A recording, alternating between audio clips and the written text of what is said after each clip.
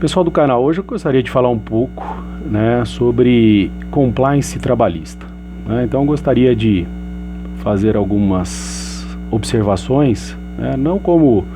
as regras gerais, né, da ideia ou a diferença entre um preventivo trabalhista, o compliance, uma auditoria, né, ou mesmo uma consultoria permanente, né, a ideia do envolvimento da alta direção, do treinamento de gestores, né, da ideia de um órgão interno da empresa, né, autônomo, independente, algumas questões relacionadas a essa ideia, né, da conformidade, né,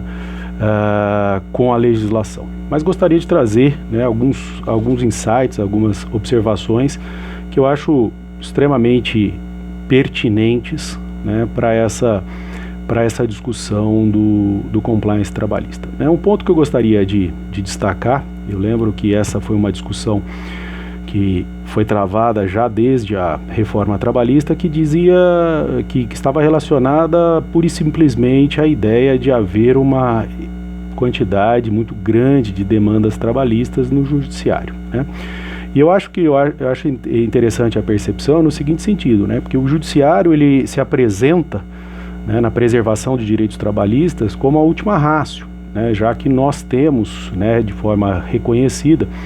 talvez aí uma questão estrutural, institucional deficiente, né, no que diz respeito à própria fiscalização do trabalho, né? Então, acho que um ponto interessante, né, esse seria um dos primeiros aí pilares, né, saindo um pouco dessa ideia da imagem, da competitividade, né, de aspectos, né, ferramentas de cross-checking, ou seja, aspectos que foram já tratados muito bem aí com relação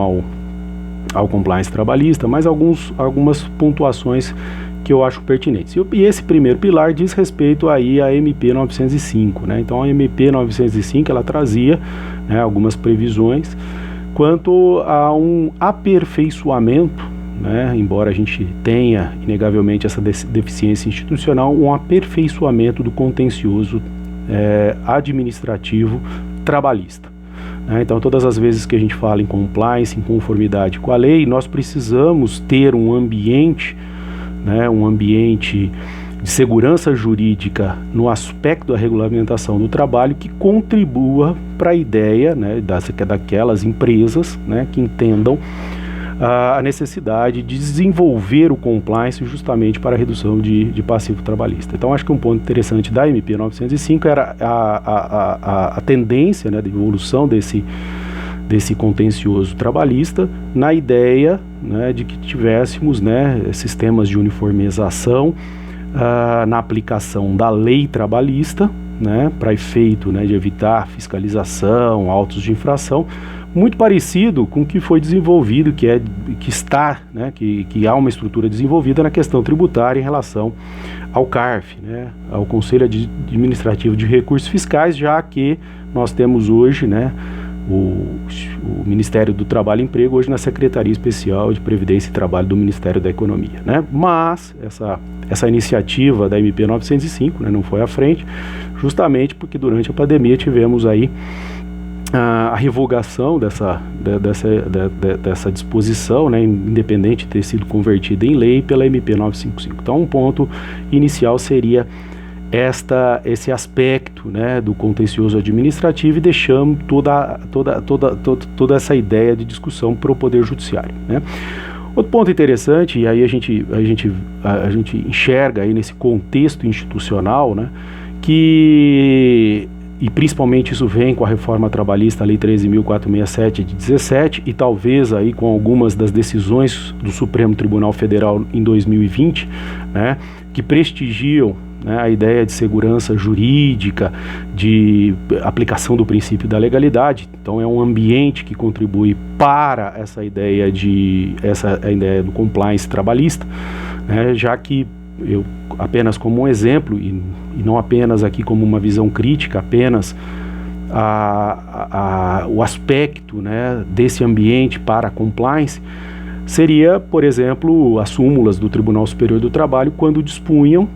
né, em sentido contrário àquilo que estava na lei, né? Então vamos dar um exemplo, a súmula 244, quando altera, né, a previsão da garantia de emprego, né, da gestante no contrato, né, inicialmente no contrato de experiência, ou mesmo a súmula 378 com relação ao acidente do trabalho e o contrato por prazo determinado, a 443 na presunção da dispensa discriminatória do portador do HIV, né? Então, inegavelmente, sobre o aspecto humanista, do constitucionalismo social, sobre o aspecto do não retrocesso social, há um outro posicionamento, né? Mas aqui a gente estaria tratando de alguns desses pilares, né, que a reforma trabalhista, né, que essa ideia de segurança jurídica que é possível ser notada nas decisões do Tribunal Superior do Trabalho, em especial pelo STF no ano de 2020, contribuem para isso. Um outro ponto que eu chamo a atenção é que a reforma trabalhista, embora tenha, né, a iniciativa de trazer segurança jurídica, peca, né, talvez pela redação, pela quantidade de alterações, pela forma como que ela tramitou no Congresso, peca em alguns pontos, né? Então, por exemplo, quando a gente fala do sistema de prêmios do 457, parágrafo 3º,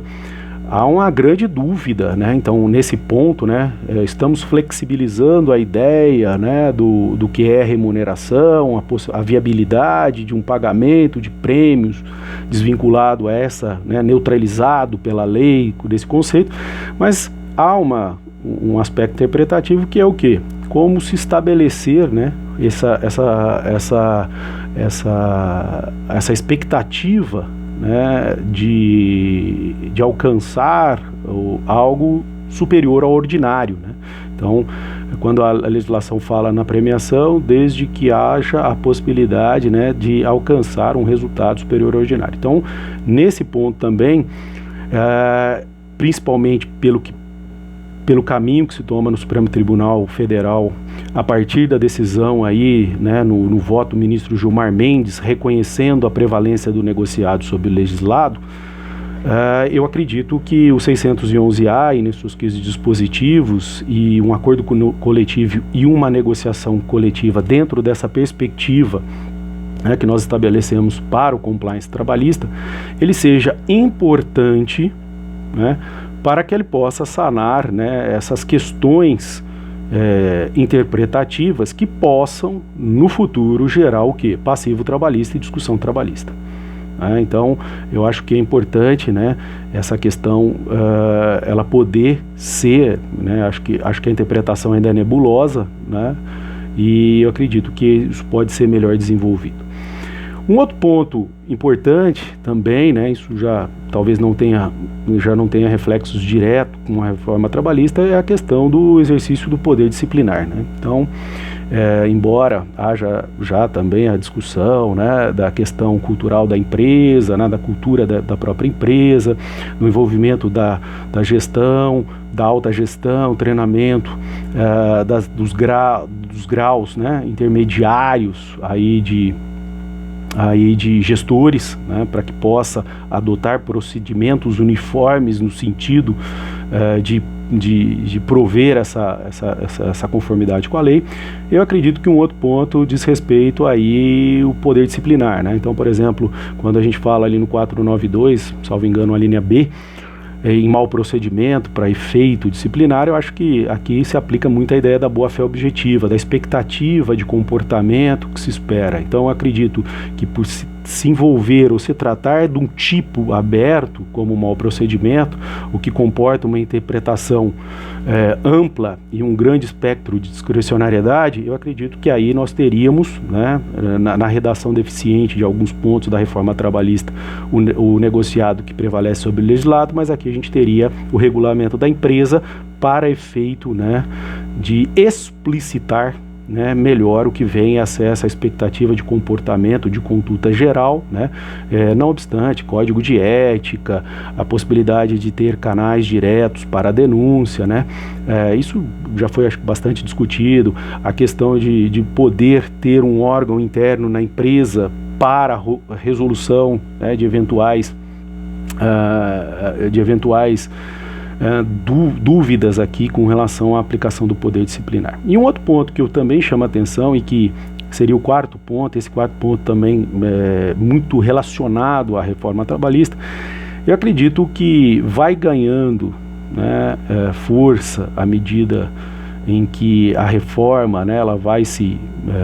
materializando, ela vai sendo absorvida pela jurisprudência dos tribunais do trabalho, tribunais superiores, e há essa tendência aí do princípio da legalidade, da segurança jurídica, que a gente poderia, né, perceber, né, principalmente nesta autorização legal que houve do 442B, né, que fala da possibilidade da contratação do autônomo, ainda que seja não eventual e com exclusividade. Então eu acredito que isso vai ganhando força ou possibilitando, né, um espectro maior de prestação de serviço, né, no contexto empresarial, que não seja apenas o reconhecimento do vínculo, mas entendo que a ideia de compliance trabalhista, a ideia de se evitar passivo trabalhista, desde que haja, né,